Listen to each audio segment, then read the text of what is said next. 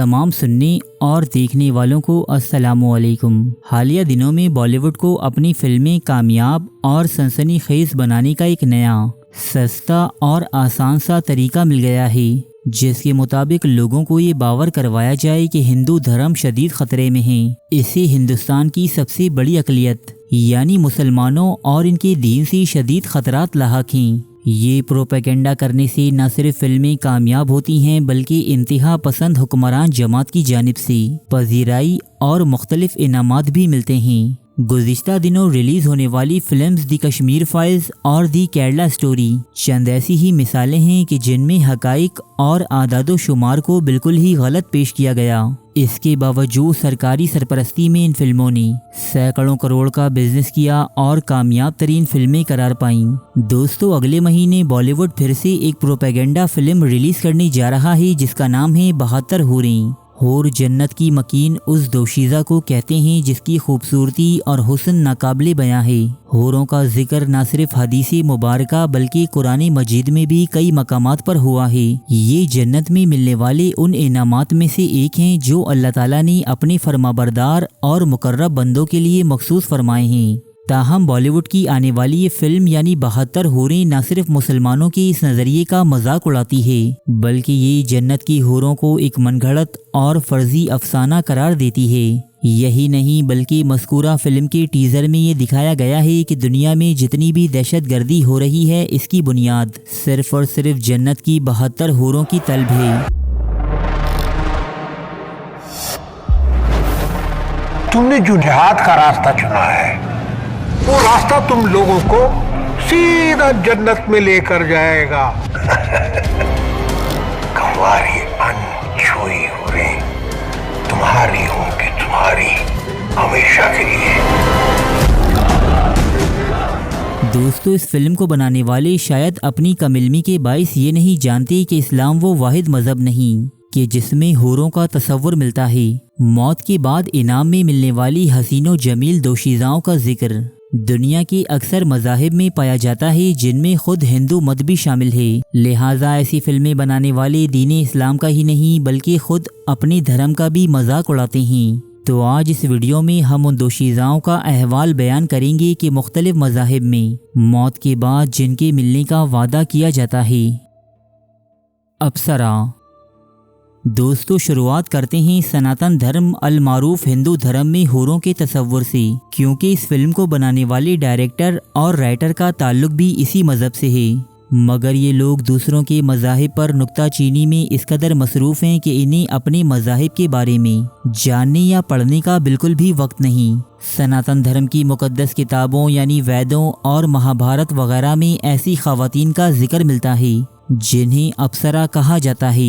ये हसीनो दिलरुबा ख़वातीन स्वर्ग यानी जन्नत में रहती हैं और उन जंगजू सूरमाओं या नेक लोगों के लिए मखसूस हैं जो अपने परवरदिगार के हुक्म पर अमल पैरा हैं। दोस्तों, इस्लाम में तो सिर्फ 72 हूरों का जिक्र मिलता है, ताहम हिंदुओं की मुक़द्दस किताबों जैसे प्रशरा सिमरती और महाभारत में जंगों में जख्मी या कत्ल हो जाने वाले बहादुरों के लिए हजारों अप्सराओं के वादे किए जाते हैं। दोस्तों, वेदों जैसे ऋग्वेद और अथर्ववेद में अप्सराओं की 6 तरह की इकसाम बयान की जाती हैं, जबकि ये किताबें अप्सराओं के औसाफ़ो खसाइल बयान करते हुए मौलाना तारिक जमील को भी कहीं पीछे छोड़ देती हैं। सनातन धर्म की मुक़द्दस किताब महाभारत में एक जगह पर दर्ज है कि हजारों की तादाद में खूबसूरत अप्सराएं स्वर्ग में दौड़ी दौड़ी उस सूरमा के इस्तकबाल के लिए आएंगी कि जो जंग के दौरान कत्ल हुआ यानी शहादत के मर्तबे पर फाइज हुआ। महाभारत शांति पर्व किताब 12 सेक्शन 98 श्लोक नंबर 46। इसके अलावा अथर्ववेद में ये दर्ज है कि जहाँ ना हड्डी होगी न दर्द, वो खालिस जगह होगी जहाँ की हवा साफ और बेहतरीन होगी। ये एक बेहतरीन जगह होगी जहाँ आग जिस्मों को जला नहीं सकेगी। स्वर्ग में ये लोग बहुत सारी खूबसूरत औरतों से नवाजे जाएंगे। दोस्तों, ये सिर्फ चंद मिसालें हैं जो सनातन धर्म की मुक़द्दस किताबों से ली गई हैं। मैं अगर इस वीडियो में अप्सराओं से मुताल्लिक वो तमाम इक़्तिबासात बयान करने लग जाऊं जो वेदों, पुराणों और महाभारत में दर्ज हैं तो ये वीडियो बहुत ज़्यादा तवील और बोरिंग हो जाएगी। इसलिए अब हम अगले मज़हब की जानिब चलते हैं। डायना।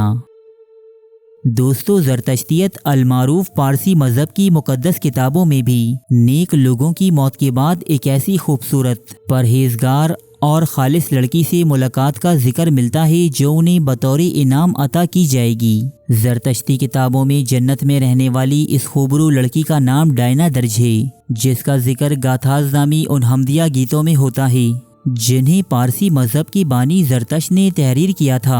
ज़रतश्त लिखता है कि एक नेक आदमी की रूह इसके मरने के 3 दिन बाद तक इसके खाकी जिस्म के पास ही रहती है। तीसरी रात के इख्तिताम पर इसे अपनी डायना नजर आती है, जो एक 15 साल की बहुत ही खूबसूरत, मोहब्बत करने वाली और पाकीज़ा लड़की की सूरत में इसके पास ज़ाहिर होती है। ये इसके अच्छे कामों का इनाम है, लिहाजा अब ये दोनों एक साथ जन्नत में दाखिल हो जाते हैं। निम्फ।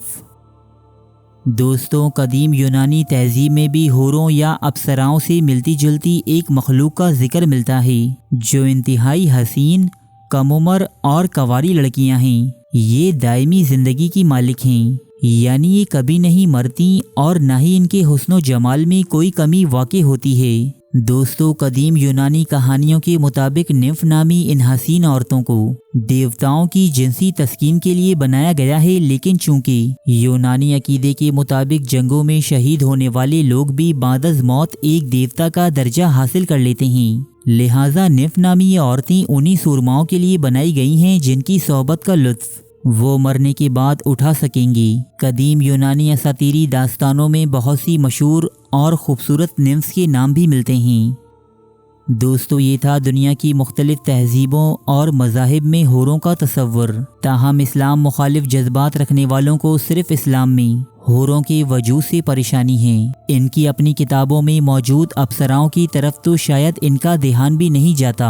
जो लोग इस सोच के हामी हैं कि दुनिया में होने वाली तमाम दहशतगर्दी हूरों का लालच देकर करवाई जाती है, मैं उन्हें उनके अपने ही धर्म की किताबों के मुताल्लिक की दावत देता हूँ, जिनमें जा बजा जंगजू मर्दों और शहदा के लिए खूबसूरत औरतों के दावे किए जाते हैं। दोस्तों, उम्मीद करता हूँ कि ये वीडियो आपके इल्म में इजाफे का बाइस बनी होगी। अगर वाकई ऐसा है तो इसे लाइक और शेयर ज़रूर कीजिएगा।